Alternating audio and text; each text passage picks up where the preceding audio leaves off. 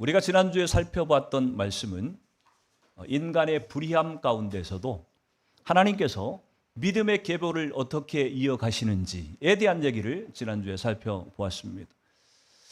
하나님께서 특별하게 우리 인간의 개인의 삶 가운데 역사 가운데 개입하심으로 인해서, 그리고 하나님의 그 자비로우심이 연약한 우리 인간의 긍휼로 나타나심으로 말미암아서, 그리고 또 하나님께서 우리의 죄인된 저와 여러분을 위해서 하나님 자신을 그냥 통째로 선물로 주시는 방법을 통해서 그렇게 하나님께서 인간의 믿음의 역사를 이어오셨다. 그렇게 지난주에 살펴보았죠. 오늘 또 이 이삭의 가정을 통해서 하나님이 어떻게 일하셨는지, 어떻게 일하고 계시는지를 우리는 살펴보게 됩니다. 여러분, 이 세상에 완벽한 가정이 있을까요, 없을까요? 네, 자타가 다 인정할 수밖에 없는 이 세상에는 완벽한 믿음의 가정은 없습니다. 문제가 있는 가정 있을까요, 없을까요? 네, 있는 정도가 아니라 문제가 없는 가정이 없어요. 다 모든 가정에 문제가 있다고 하는 것입니다. 에덴 동산에서 인간이 죄로 말미암아 실패한 이후에 인간의 가정 가운데는 본인 자신에게도 만족할 수 없을 뿐만 아니라 다른 자녀들에게도 선한 영향력을 온전하게 만족스럽게 끼칠 만한 그런 역할을 할 수 있는 그런 부모들은 이 세상에 존재하지 않는다고 하는 것입니다. 여러분, 역기능 가정이라고 하는 단어를 들어보셨을 겁니다. 역기능이라고 하는 게 무슨 뜻이에요? 순기능의 반대말입니다. 하나님께서 가정을 세우신 것은, 하나님이 부모를 세우고 그 밑에 자녀를 태어나게 하신 것은 부모의 말과 행동과 삶을 보고서 자녀들로 하여금 잘 배우고 잘 따라 살게 함으로 인해서 건강한 가정, 건강한 인간의 삶이 유지될 수 있도록 하나님이 그렇게 설계하셨어요. 그렇게 가정을 지으셨어요. 그래서 그런 건강한 긍정적인 영향력들을 나타내고 있는 가정을 순기능적 가정이라 그렇게 표현한다고 한다면, 반대로 부모가 자녀들이 부모를 보고서 잘 배우고 좋은 그런 영향을 받도록 만들어 놨더니 반대의 결과들이 나타나는 경우들이 있다고 하는 것입니다.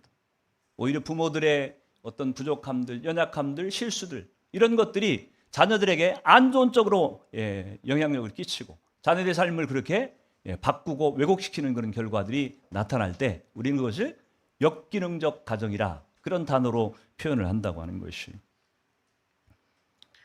부모들이 갈등을 한다거나 싸운다거나 아니면 부모 중에 누군가가 외도를 한다거나 아니면 부모가 자녀들을 지나치게 방관한다거나 아니면 지나치게 자녀들을 학대한다거나, 이런 부모들의 모습이 자녀들의 삶에 그들의 인격을 바꿀 뿐만 아니라 왜곡되어서 빗나간 그런 삶으로 아이들을 바꿔갈 수도 있다고 하는 것을 우리는 보게 됩니다.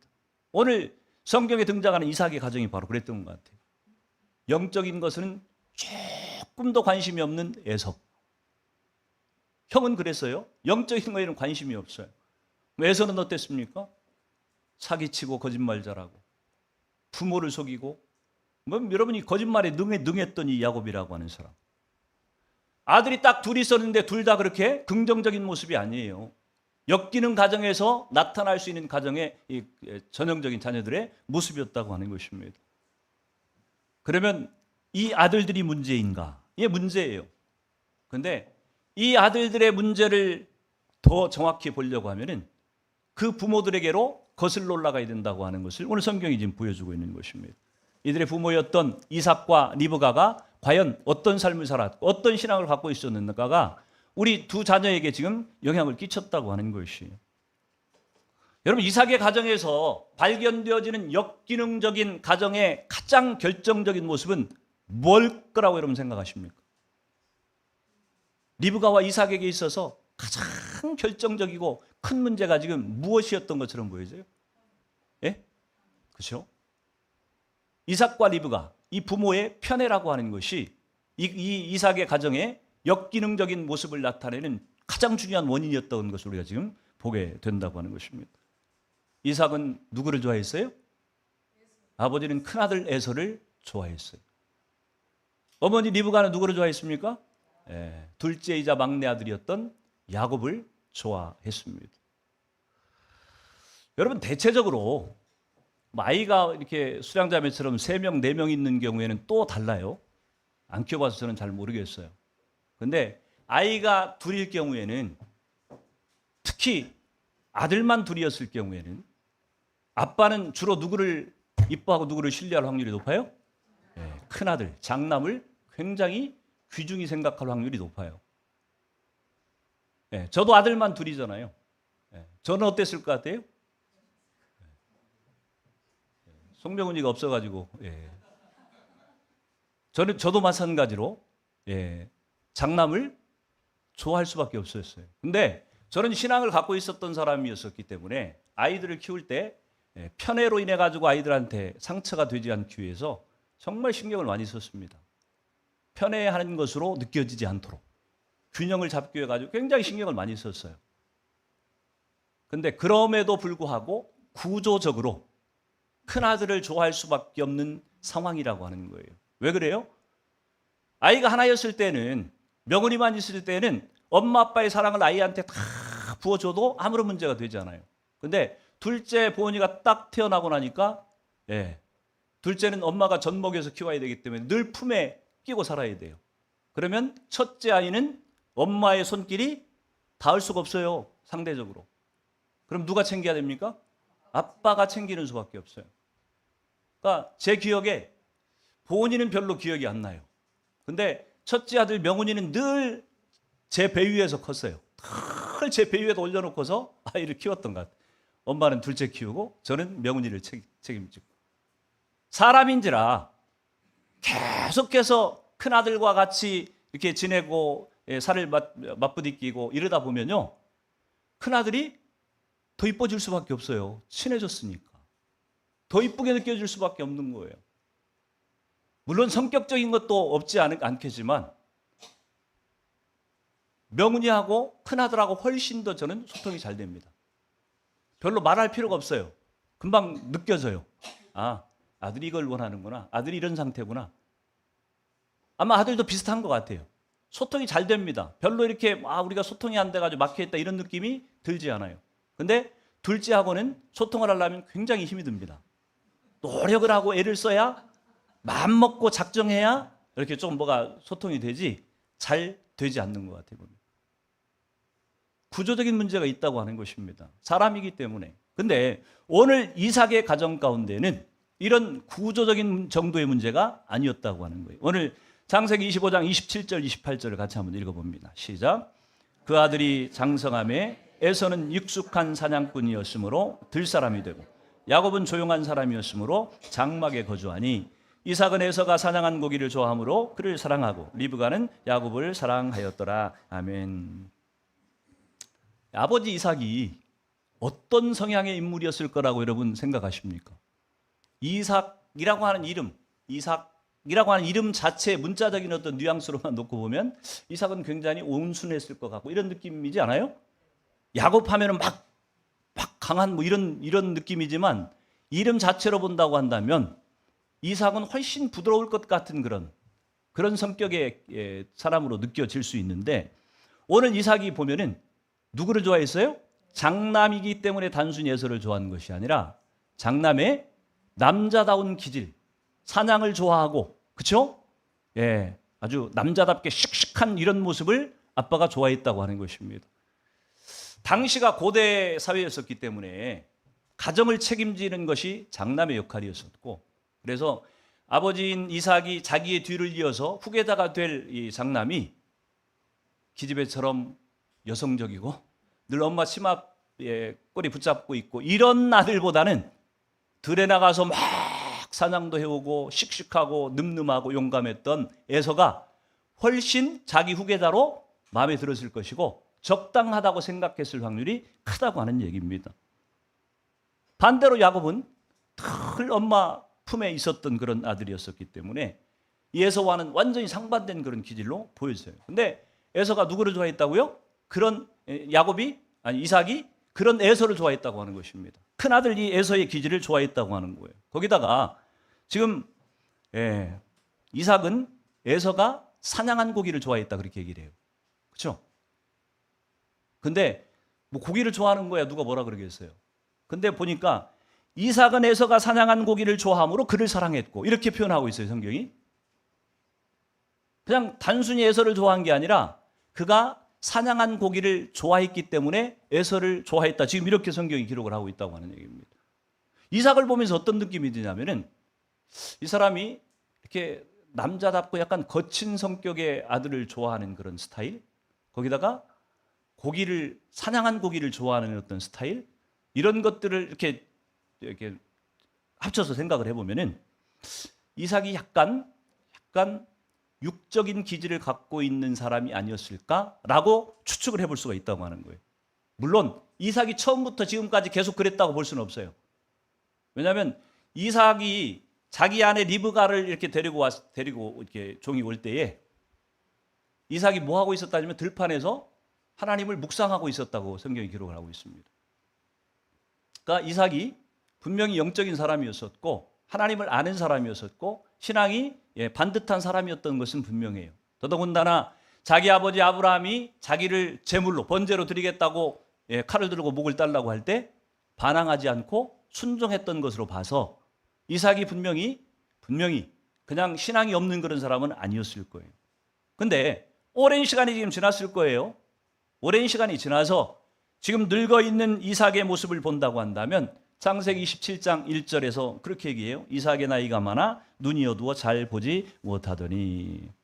언뜻 보기에는 이삭이 그냥 육체의 눈이 어두워진 것으로 생각할 수도 있지만 이삭이 육체의 눈이 어두워지면서 동시에 영적인 눈도 희미해지고 어두워졌을 수 있겠다.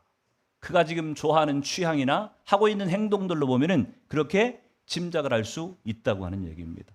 더더군다나 야곱이 형 에서의 모습으로 변장을 하고 장자의 축복을 받기 위해 들어갔을 때 아버지인 이 이삭이 분별했어요, 못했어요?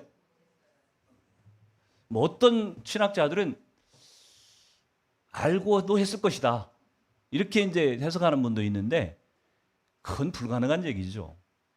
아무리 이삭이 뭐 이렇게 하나님을 사랑했다고 해도 이런 방법으로 아마 할 신앙은 아니었을 거예요, 분명히.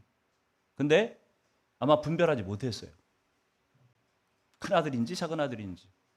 근데 여러분, 지금 우리 박채성 권사님 연세가 제일 많으시지만 박채성 권사님이 무슨 이렇게 치매가 걸리셔가지고서 분별력이 없다고 한다면 모르겠는데 저렇게 말짱한 게 정상적인데 눈이 좀 침침해졌다 그래가지고 육신의 눈이 좀 침침해졌다 그래가지고 이게 큰 아들인지 둘째 아들인지 이게 구분이 안 된다고 하는 게 말이 돼요? 납득이 안 되는 얘기예요, 이게. 말이 안 되는 얘기라니까요. 그러면 그것을 납득하려면 어떻게 해야 되냐면은 이삭이 이상한 사람이 되어 있다고 하는 것으로밖에는 설명이 안 돼요. 그러니까 예전에 어떤 신앙, 예전에 어떤 건강했던 그런 모습에서 좀 지나치게 좀 비약되어 가지고 이상하게 변질되어 있는 이 이삭을 상상해 볼 수밖에 없다고 하는 얘기입니다. 더더군다나 장자의 축복을 부어주겠다고 하면서 이삭이 지금 한 것을 보면은 27장 3, 4절에 그렇게 얘기합니다. 그런즉 내 기구, 내 곧 화살통과 활상을 가지고 들에 가서 나를 위하여 사냥하여 내가 즐기는 별미를 만들어 내게로 가져와서 먹게 하여 내가 죽기 전에 내 마음껏 내게 축복하게 하라. 여러분, 장자의 축복을 빌어주는데 물론 뭐 당시에 뭐 이런 관습이 이렇게 맛있는 것을 먹고 축복해주는 관습이 있었는지는 모르겠지만 좀 만약에 이삭이 영적으로 성숙하고 분별력 있는 사람이었다고 한다면 장자의 축복을 빌어주는데 굳이 먹는 것과 연계해가지고서 이 기도를 얘기했을까라고 하는 그런 의문이 솔직하게 든다고 하는 것입니다. 그냥 할 수도 있을 텐데 하나님께 가서 우리 예배하고 내가 너한테 축복해 주겠다 이렇게 얘기할 수도 있었을 텐데 자기가 좋아하는 별미를 잡아와서 만들어서 먹고 마음껏 축복하겠다고 한 것으로 봐서 이삭이 아까 제가 얘기했던 약간 변질된 육적인 기질의 어떤 그런 사람으로 바뀌어져 있구나 하는 것을 짐작해 볼 수 있다고 하는 얘기입니다. 아무튼 간에 아버지 이삭은 철저하게 지금 에서를 편애하고 있고, 반대로 엄마 리브가는 누구를 지금요? 둘째 막내 아들 야곱을 지금 편애했다고 하는 것입니다. 밖으로 나도는 에서보다 자기 곁에서 늘 말동무가 되어주고, 옆에서 나물도 따듬어주고 불도 떼주고 이러는 막내 아들이 훨씬 더 엄마하고 친하고 사랑스러웠을 것으로 지금 추측할 수가 있어요. 그건 뭐 구조적인 건 어쩔 수가 없다니까요. 오래 같이 있으면 친해질 수밖에 없는 거예요. 아무리 자식이고 엄마를. 중요한 것은 뭐예요? 아무리 야곱이 이쁘고 또 이뻐도 지켜야 될 선이 있는 것인데 그것을 넘어버렸다고 하는 것입니다.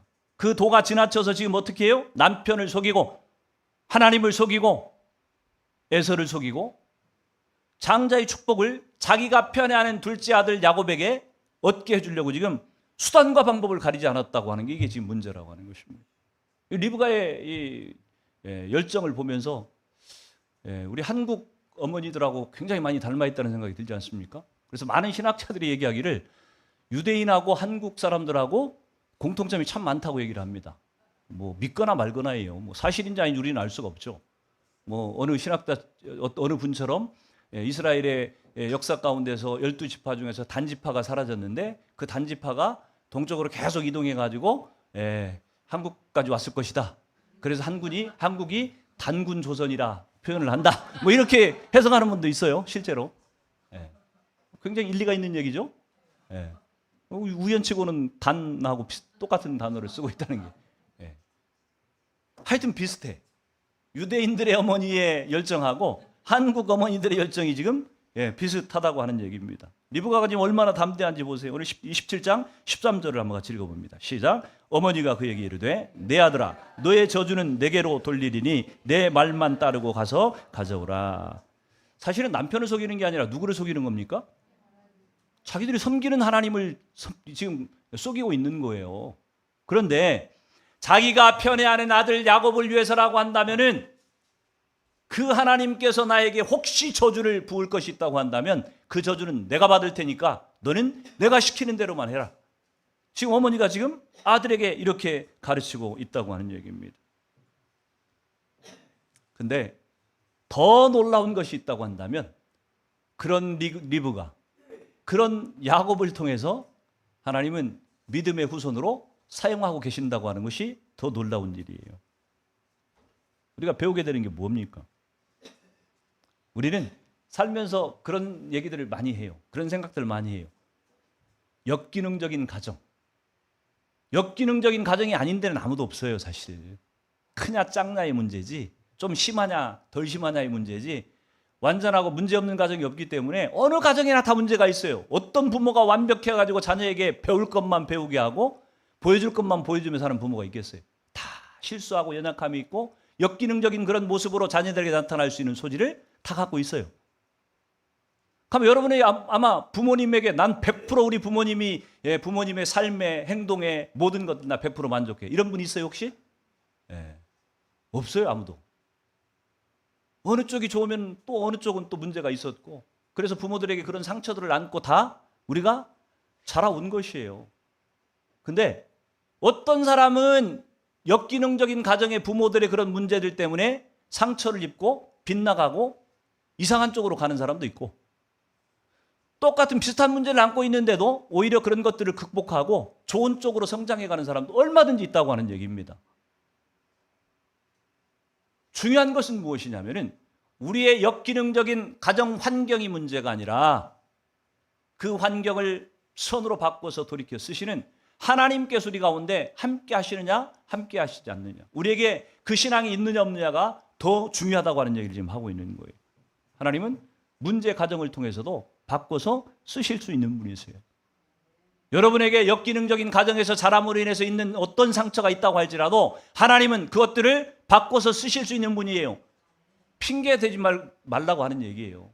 나는 우리 부모가 이랬기 때문에, 우리 가정이 이런 역기능적인 가정이었기 때문에 나는 이렇게 살 수밖에 없었습니다 라고 포기하고 낙심하고 좌절하지 말라고 하는 얘기를 하는 거예요. 하나님이 여러분 삶 가운데 개입하시기만 하면 능히 바꿔서 쓰실 수 있는 분이세요. 여러분의 삶이 바뀔 수 있다고 하는 것이. 그렇게 하나님의 능력을 신뢰하고 쓰임받는 저 여러분 되기를 축복합니다. 하나님은 오늘 이렇게 역기능의 가정을 통해서도 하나님이 역사를 하시지만 두 번째 우리가 생각해 보게 되는 것은 속이는 자를 통해서도 하나님은 계획을 이루어 가신다고 하는. 사람이 왜 거짓말을 할까요? 사람이 왜 속이려고 할까요? 자신이 원하는 것을 얻기 위해서 그러는 거예요. 그렇죠? 아무런 나한테 도움이 안 되는데 누구를 뭐 거짓말하고 사기치는 사람이 있겠어요? 그게 돈이 됐든 뭐가 됐든 자신이 갖고 싶은 것들을 가지려고 하는데 안 되니까 사람들을 속이고 거짓말을 한다고 하는 얘기입니다. 좋은 시험 성적을 얻어서 좋은 대학에 가고 싶은 사람들은 잘못하면 컨닝이라고 하는 방법을 통해서 그것을 이루려고 할 수도 있다고 하는 것이. 여러분, 컨닝이라고 하는 것이 얼마나 보편적인 방법인지 몰라요. 뭐 요즘은 어떤지 모르겠지만 제가 대학교를 다닐 때 보면요, 컨닝 안 하는 사람이 별로 없었어요. 대부분이 컨닝을 아주 자연스럽게 당연한 것으로 받아들입니다. 어디까지도요? 신학교에서 신학생들까지도. 이해가 안 가죠? 목사님이 되겠다고 하는 신학생들이 어떻게 컨닝을 당연한 것으로 생각을 할까? 당연하게 생각한다니까요. 원하는 것을 얻을 수만 있다고 한다면 수단과 방법을 개의치 않아요. 이게 요즘 사람들이 살아가는 모습이라고 하는 것입니다. 오늘 리브가가 지금 똑같잖아요. 간가다 뉴스에 보면 시험 문제를 유출시킨 그런 경우들이 있죠. 뭐 그 학교의 선생님이었는데 자기 자식 성적 잘 받게 하기 가지고 시험 문제를 빼내가지고 뭐 이런 경우도 있고. 우리 상식적인 선에서 본다고 한다면 이해가 안 가는 거죠. 어떻게 자기 자식이 잘 되게 하기 위한 것이 아무리 중요하다고 생각해도 어떻게 불의한 방법을 통해서 죄를 짓는 방법을 통해 가지고 자식한테 어떻게 그것을 그렇게 가르칠 수 있을까? 말이 안 되는 얘기인데 사람들은 원하는 것을 얻기 위해서라고 한다면 능히 그럴 수 있다고 하는 얘기를 하는 것이. 오늘 리브가는 염소 새끼 2마리를 가지고 자기 남편의 이 식성을 누구보다 잘할 거 아니에요. 남편이 뭘 좋아하는지를 제일 잘할 거예요.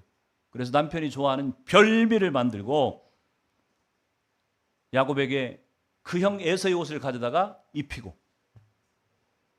그리고 에서는 털이 많은 사람이었고 이삭은 미끈미끈한 사람이었기 때문에 염소 털을 가죽을 여기다가 이렇게 입히고, 그리고 지금 아버지한테 음식을 들려서 들여보냈다고 하는 것입니다. 엄마로서 자기가 해줄 수 있는 모든 것들을 다 최선을 다해서 동원해가지고 지금 준비해 줬다고 하는 것입니다. 이제 나머지 역할은 야곱의 역할이에요. 야곱은 이 거짓말에 탁월하고 능했던 엄마의 기질을 이 아들이 똑같이 이어받은 것 같아요. 근데 나이가 어리기 때문에 두려움은 있었어요, 보니까. 그래서 엄마한테 아니 이러다가 복을 받으려고 지금 이러는 건데 혹시 아빠한테 들켜가지고 이 되려 저주를 받으면 어떡해요? 근데 엄마는 뭐라 그래요? 걱정하지 마. 저주는 받을 게 있으면 내가 받을 테니까 너는 시킨 대로 해. 네 책임 없어. 이렇게 지금 가르쳤다고 하는 것입니다. 리브가의 아들답게 야곱이 아버지한테 들어갔어요. 이삭이 묻습니다. 너는 누구냐? 눈이 침침해서 잘 안 보이니까 너 누구냐? 아버지의 아들 에서로소이다. 아니 너 사냥하러 간 지가 지금 얼마 안 됐는데 어떻게 벌써 잡아가지고 나한테 음식을 만들어 왔냐? 아버지의 하나님 여호와께서 순적하게 해주셔가지고 이렇게 사냥을 빨리 했습니다. 와, 그 엄마 리브가 못지잖아요. 야곱의 이 사기성, 이 거짓말하는 능력이 엄마를 지금 능가하는 것이라니까요. 에서가 이삭이 그래도 분명히 목소리를 들어보면 둘째 아들 야곱의 목소리인데 이놈이 에서라 그러네. 그래서 최종적인 방법이 뭐예요? 만져봐야 되겠다. 옷 냄새를 맡아도 에서에 오시고 다 에서라고 얘기를 하는데 그래도 한번 확인해 봐야 되겠다. 팔을 만져봤는데 염소 가죽을 붙여놨으니까 에서처럼 털이 많아요. 에서인가 보다. 그리고 지금 축복했다고 얘기를 합니다. 여러분 리브가와 이 야곱을 보면서 어떤 생각이 드십니까? 거짓말을 하는데 하나님의 이름을 들먹여가면서 거짓말을 하고 있는 리브가와 야곱을 보면서 과연 이들이 신앙이 있는 사람인가? 과연 하나님을 믿는 사람이라고 볼 수 있을까라는 생각이 들어요. 그렇죠? 여러분 같으면은 절대로 이러면 안 된다고 생각을 할 거예요. 그럼 중요한 것은 리브가와 야곱만 이렇게 거짓말을 하며 살고 있느냐를 돌아봐야 된다고 하는 얘기입니다. 여러분은 어떻습니까? 여러분들은 혹시 원하는 것을 얻기 위해서라면 수단과 방법을 가리지 않고 사는 그런 삶은 혹시 아닌지 돌아보라고 하는 얘기예요. 세금을 줄일 수 있다고 한다면 수입을 누락시키는 것을 당연하게 생각을 하고, 연말정산 환급을 받기 위해서 허위 신고하는 것을 당연하게 생각을 하고. 남 얘기 아니에요. 지금 제가 예전에 섬겼던 어떤 교회에서 한 권사님이 어느 날, 목사님, 연말정산 기부금 증명서 떼어주시는데 저 4천만 원만 좀 떼어주세요. 그래. 근데 이분은 헌금 많이 하는 분이었어요. 1년에 크게 2번 헌금을 하시는 분인데 신년 때 1,000만 원을 하셨고, 자신의 아들의 생일 때 1,000만 원을 하셨고, 그러니까 2천만 원은 기본적으로 하셨던 분이에요. 나머지는 별로 헌금을 그분은 안 하신 분이어가지고 2천만 원은 확실하게 하신 거예요. 그래서 제가 알아요. 2천만 원밖에는 떼어드릴 수가 없습니다. 그랬더니 권사님 하시는 말씀이, 제가요, 어려운 사람들을 돕는 것 참 많이 했습니다. 올해도 많이 했는데 여기저기 많이 도와줬습니다. 교회에만 헌금은 안 했을 뿐이니까 목사님 그거 떼주셔야 됩니다. 이렇게 얘기를 하는 거예요. 그래서 안 되겠습니다. 이렇게 권사님이 하신 금액만 제가 떼어드릴 수 있지 없는 걸 떼어드릴 수는 없습니다. 그랬더니 이 권사님이 시험에 들었어요. 이전에 목사님들은 그렇게 해달라고 하면 다 떼어줬는데 왜 목사님만 안 떼어주냐는 거예요. 송 목사가 문제인 거죠. 그렇죠? 제가 문제인 거예요. 제가 그거 모른 척하고 좀 떼어주면 좀 좋습니까? 그 권사님과 관계에 끼어들 필요도 없고, 그 권사님한테 찍혀가지고 그 교회를 그만둘 때까지 제가 이쁨을 못 받았어요. 사실 이쁨 못 받았어요. 제가. 이번에 지 목사님하고 박 목사님하고 우리 바로 그 교회가 있고 빛이 있는 교회가 있고 선일교회가 있어요. 분당 빛이 있는 교회는 박주환 목사님 교회고, 저 부평의 선일교회는 지민우 목사님 교회고. 그래서 우리 모임을 뭐 한두 달에 한 번씩 만나서 이제 같이 교제하거든요. 이름을 바빗선. 제가 나이가 제일 많으니까 바로 그 교회가 제일 앞에 오고 바빗선 모임이라 그래가지고 만나요. 만났는데 우리 지 목사님이 그래요. 목사님하고 같이 이렇게 사역을 하면서 6년 정도를 저하고 사역을 했을 거예요, 아마. 사역을 하면서 목사님은 고집불통이라는 거예요. 그렇게 표현한 건 아니고 좋은 말로, 목사님은 한번 해야 된다고 생각하는 것들은 굽어지지 않더라는 거예요. 한 번도. 근데 제가 방법론을 가지고 안 굽어졌을 것 같아요? 그렇지 않아요. 본질적인 것들은 제가 양보하지 않았습니다. 목에 칼이 들어와도 제가 양보하지 않으려고 노력을 했어요. 그것이 융통성이었고 고집스러워 보였을 거예요. 왜? 다른 목사님들 다 그렇게 해줬는데, 다른 목사님들도 다 그렇게 융통성을 부려줬는데 왜 목사님만 굳이 그렇게 고집을 피우냐는 얘기죠. 여러분의 연말정산 환급할 때도 마찬가지고, 시장에서 뭔가를 사고 팔 때도 마찬가지고, 여러분의 삶에서 아주 작고 소소한 일에서 내가 하나님 앞에 정직하게 떳떳하게 그렇게 내가 결정하고 살아가고 있는지를 돌아보라고 하는 얘기예요. 우리는요, 자꾸 큰 어떤 것만 하나님 앞에 죄를 안 지으면 된다고 생각을 해요. 살인하지 않고, 남에 가서 도둑질하지 않고, 이런 것들 안 하면 나는 하나님 앞에 죄를 안 진다고 생각을 해요. 그리고 사소한 일상의 삶에서는 누가 애들 집에 뭐가 전화가 왔는데, 야, 아빠 없다 그래. 이게 아무것도 아닌 것 같죠? 그래서 저는 그렇게 직접 거짓말을 하지 않고 거짓말이 안 되도록 교묘하게 얘기를 해요. 그래야 하나님 앞에 떳떳하지. 없다고 하면 안 되지. 있으면서 없다고 하면 안 되지. 그 말 자체를 안 하든지 아니면 그 말에 위배되지 않도록 하면 될 거 아니에요. 이건 지혜야. 제가 볼 때는. 그러나 작고 사소한 일에서 여러분들이 혹시 내가 거짓을 행하고 있지 않은지를 돌아보라고 하는 얘기예요. 세상의 법은 큰 죄와 작은 죄를 구분합니다. 그렇죠? 살인한 건 큰 죄고 어디 과자 하나 훔친 것은 경미한 죄예요. 그렇죠? 과자 하나 훔친 죄는요. 웬만하면 초범이고 그러면은 그런 거 감옥에다 갖다 가두겠어요? 용서해줘요. 세상 법에서도. 그러나 누구를 때리고 폭행하고 살인했다 이러면 절대로 용서 안 해주죠. 법대로 갖다 가둡니다. 큰 죄와 작은 죄가 분명히 있어요. 세상의 법에 우리가 익숙해 있다 보니까 세상의 가치관에 우리가 영향을 받다 보니까 하나님도 우리를 그렇게 평가할 거라고 생각하는데 착각입니다. 하나님에게는요. 큰 죄와 작은 죄가 없어요. 죄의 경중이 없다고 하는 얘기입니다.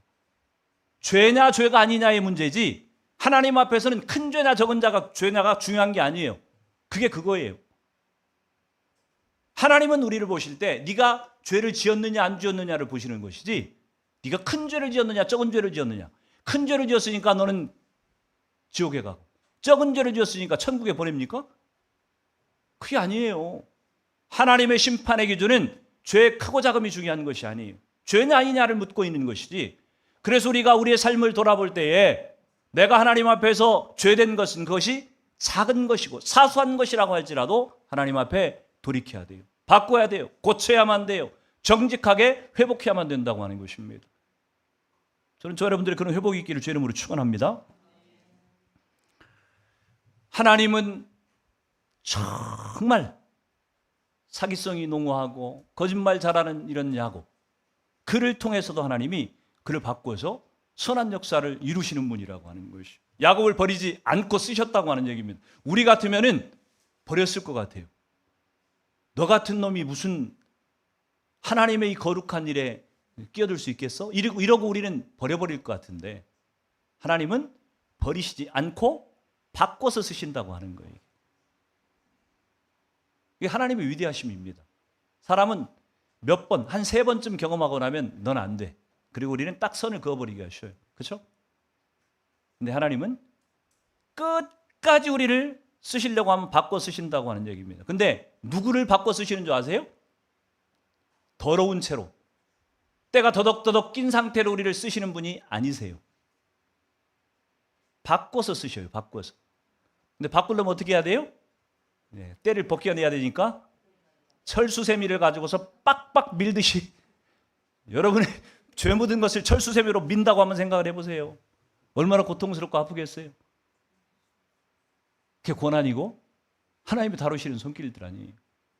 저는 저와 여러분들이 하나님께서 저와 여러분들을 쓰실 때 우리가 우리의 인간적인 어떤 방법과 생각을 따라서 하려고 하면 결국 하나님의 의의를 이루지 못하고 고생하고 돌아가는 길을 걷게 되는데 하나님 앞에 정직하게 바르게 말씀대로 분이 서기만 하면 돌아가지 않고 고생 덜하고 하나님 앞에 쓰임받을 수 있어요. 그렇게 쓰임받기를 축복합니다.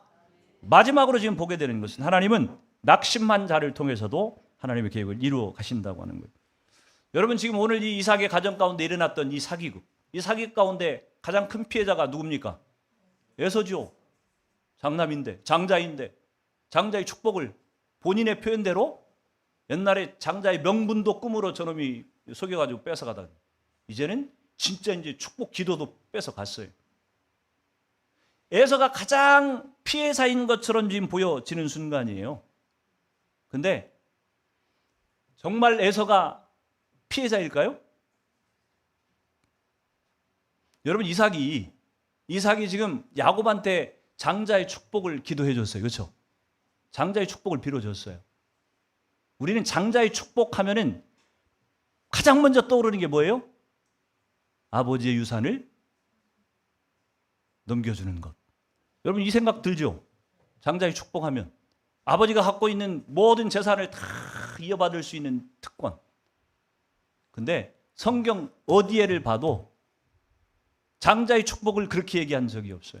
실제로 야곱이 장자의 축복을 명분을 샀고, 하나님께서 원래 주신 거지만 어찌됐든 자기 힘으로 산다고 샀고, 축복 기도도 사기를 통해서 받았어. 그러고 난 이후에 야곱의 생애가 어떻게 됩니까? 아버지 재산을 누렸나요? 성경 어디에도 보면은 이삭의 재산을 야곱이 누려받았다고 하는 얘기가 없어요. 야곱은 그 집으로 이제 그 순간 이제 쫓겨나가지고 외삼촌 집을 전전하면서 20-30년 동안 방랑하는 시간을 보내요. 그러면 지금 이삭의 아버지의 집 이삭이 살던 집은 그 재산은 누가 차지했을 것 같아요? 에서가 차지한 거예요. 하나님이 장자의 축복을 주셨다고 하는 것은 세상적인 물질과 축복을 주시겠다고 하는 얘기가 아니에요.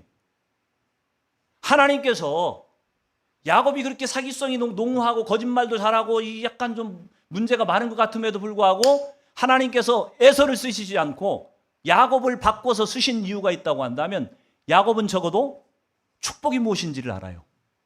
장자의 축복이 어떤 의미인지를 야곱은 정확히 알고 있었다고 하는 얘기입니다. 에서가 생각하는 축복은 물질적인 것이었어요. 세상적인 것이었어요. 보이는 것이었어요. 그래서 에서에게는요, 장자의 명분이라고 하는 게 중요한 게 아니에요. 그러니까 배고플 때 팥죽 한 그릇에 그래 이런 건 너나 가져라 야. 이 가지고 뭐 나한테 뭔 소용이 있겠냐? 이러고 넘기잖아요. 만약에 장자의 축복이 영적인 의미로 어떤 것인지를 아는 사람이었다고 한다면 에서가 이런 일 했겠어요? 안 하죠. 야, 내가 팥죽 아무리 배가 고파 지금 죽는 한이 있더라도 내가 이건 양보 안 한다. 이랬어야 맞아요. 근데 넘기잖아요. 의미를 몰랐다고 하는 얘기입니다. 가치를 전혀 모르는 것이에요. 만약에 에서가 진짜 장자의 축복이 중요한 것이라 알았다고 한다면 이방 여인들을 아내로 맞았을 리가 없어요. 이방 여인들을 아내로 다수 맞이해가지고 이삭과 리브가의 근심이 되었다고 성경이 표현을 합니다. 그러니까 그 부모들의 눈에 이미 이삭은 태어나기는 큰아들로 태어났지만 그러나 장자로서 믿음의 계보를 이어갈 사람으로는 부적합하다고 하는 것이 이미 다 판정이 되었다고 하는 얘기입니다. 이러한 에서를 성경이 뭐라고 평가하고 있는지 보십시오. 히브리서 12장 16절 17절을 같이 읽습니다. 시작. 음행하는 자와 혹 한 그릇 음식을 위하여 장자의 명분을 판 에서와 같이 망령된 자가 없도록 살피라. 너희가 아는 바와 같이 그가 그 후에 축복을 이어받으려고 눈물을 흘리며 구하되 버린 바가 되어 회개할 기회를 얻지 못하였느니라. 아멘. 여러분, 에서가 이삭의 가정 가운데서 쓰임받은 것은 뭐예요? 야곱에게 절하는, 야곱을 섬기는, 동생을 섬기는 역할밖에는 하지 못했어요. 에서는. 그의 후손들은 또 어떻습니까? 에돔 족속 마찬가지. 하나님이 택하여 세우신 야곱의 후손들을 섬기고 그들에게 절하고 이 역할밖에는 하지 못했다고 하는 얘기입니다. 에서가 그도 한 민족을 이루고 육신적으로는 제법 큰 축복을 누린 것 같지만 겉으로 보이는 것은 그렇지 몰라도 영적인 축복은 에서에게 있지 않고 야곱에게 왔다고 하는 얘기입니다. 여러분, 진정한 축복이 무엇이라고 생각을 하십니까? 지난 목요일 날 시편 73편을 우리가 묵상했죠. 큐티 묵상. 거기에 보니까 73편에 이 아삽이라고 하는 이 시편 기자가 내가 거의 미끄러질 뻔했다. 거의 실족할 뻔했다. 그 이유가 뭐였어요? 악인의 형통함 때문에 그랬다고 하는 거예요. 나는 예수를 믿고 있고 나는 하나님을 섬기고 있는데 쟤네들은 하나님도 안 섬기는 사람들인데 돈도 잘 벌고 사업도 잘 되고 자식도 잘 되는 것 같고 가끔가다 그런 분들이 있어요. 하나님이 우리에게 복을 주셔서 우리 자녀가 하버드대를 다닐 수 있었습니다. 그건 하나님 축복을 해서 그런 게 아니고 머리가 좋아서 그런 거예요. IQ가 높아서 그런 거라니까요. 그러면 목사님들의 자녀는 다 하버드대 가겠네요. 예수 안 믿는 사람들은 하버드 근처도 못 가야 되잖아요. 그렇죠? 믿지 않는 사람들이 더 많아요. 하버드에 가면. 뭐야? 만약에 하나님의 축복이 우리가 이해하는 것처럼 세상적인 축복이라고 한다면 논리가 안 맞는 거예요. 시편 기자 이 아삽이 자기가 실족하고 시험 들 뻔했던 것이 세상 사람들의, 악인들의, 그냥 세상 사람들이 아니라 악한 짓을 저지르고 있는 사람들 같은데 하는 일들을 보면 다 잘 돼요. 건강하기까지 해. 죽을 때까지 고통도 없는 것 같아. 이러니까 이게 뭐지 이게? 이게 뭐지? 그러면 나는 신앙생활 잘못하는 거 아니야? 내가 하나님 믿는 거 이거 실수한 거 아니야? 아니 똑같이 저렇게 하나님 믿으나 안 믿으나 저렇게 다 잘 될 거라고 한다면 내가 왜 굳이 내가 왜 하나님 믿고 희생하고 헌신하고 그래야 돼? 포기해야 돼? 이래서 시험 들려고 했다고 하는 얘기입니다. 근데 이 아삽이라고 하는 사람이 언제 깨달았다고요? 성소에 들어갈 때 내가 악인의 최후를 봤다. 깨달았다. 그러면서 자기가 얼마나 무지한 사람이었는지 자기를 짐승과 같다고 표현해요. 내가 진짜 하나님의 뜻 이거를 중요한 걸 깨닫지 못하고 나는 짐승과 같습니다. 그러면서 최후로 고백하는 것이 내가 하나님 외에 누구를 섬길 수 있겠습니까? 하나님께 가까이 함이 내게 복입니다. 그렇게 고백을 했다고 하는 것이. 여러분에게는 복이 무엇입니까? 하나님을 섬기는 것이 참된 복이라고 머리로는 배워서 알고 있는데 마음으로는 그렇게 생각을 하는데 실제로 여러분 오늘 이 아삽이 그랬던 것처럼 악인의 형통함을 보고 부러워하고 배 아파하고 또 나도 그렇게 되지 않는 것에 대해서 안타까워하고 혹시 그렇게 살고 있지 않냐는 얘기예요. 정말 우리가 참된 복이 무엇인지를 안다고 한다면 우리는 하나님을 가까이 하여 그분과 동행하고 그분의 말씀대로 사는 것이 이 세상에서 최고의 복이라고 하는 것을 머리로만 믿을 뿐만 아니라 실제 삶 속에서 그렇게 인정하고 그렇게 행동하며 살 수 있어야지 우리가 진짜 복을, 참 복을 믿는 사람들이라고 하는 것이. 그런 믿음이 저 여러분 가운데 생겨나기를 원합니다. 오늘 이삭이 실패했던 결정적인 이유가 있다고 한다면 영적인 복, 하나님이 주시는 복의 의미가 무엇인지를 깨닫지 못했다고 하는 것이.